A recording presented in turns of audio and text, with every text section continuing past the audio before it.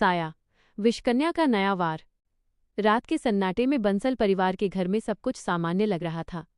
राध्या ने अभी अभी भगवान की आरती पूरी की थी और चेहरे पर एक अजीब सी राहत थी। परिवार को लगा कि राध्या के ऊपर से उस खौफनाक विषकन्या का साया हमेशा के लिए टल चुका है।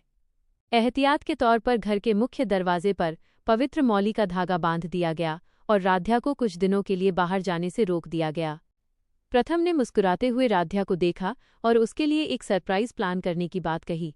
कई दिनों के खौफ के बाद राध्या ने पहली बार शांति की सांस ली। लेकिन क्या वाकई खतरा टल चुका था, या ये तूफान से पहले की शांति थी? अगली ही सुबह कहानी ने एक ऐसा भयानक मोड़ लिया जिसकी किसी ने कल्पना भी नहीं की थी। सूरज की पहली किरण के साथ जब राध्या की आंख खुली तो प्रथम कमरे में नहीं था। वो बिना किसी को कुछ बताए घर से अचानक गायब हो चुका था। राध्या ने घबराकर बार बार उसका फोन मिलाया, लेकिन दूसरी तरफ सिर्फ सन्नाटा और अनआंसर्ड रिंग्स थीं। घरवाले उसे समझाने लगे, तारांकन, अरे राध्या परेशान मत हो, प्रथम शायद शहर के बाहर किसी अर्जेंट बिजनेस मीटिंग के लिए गया होगा। लेकिन राध्या का दिल चीख चीख कर कह रहा था कि कुछ बहुत गलत हुआ है। दूसरी तरफ एक अंधेरी सीलन भरी रहस्यमयी गुफा में जब प्रथम की आंखें खुलीं तो उसके होश उड़ गए।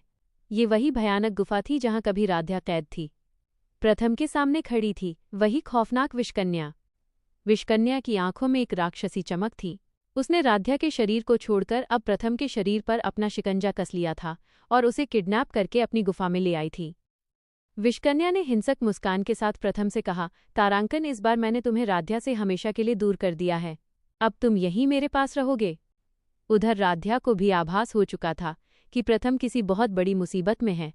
विषकन्या ने पहले ही राध्या को धमकी दी थी कि अगर उसने इस राज के बारे में किसी को भी बताया तो वो उसके पति और पूरे परिवार को खत्म कर देगी।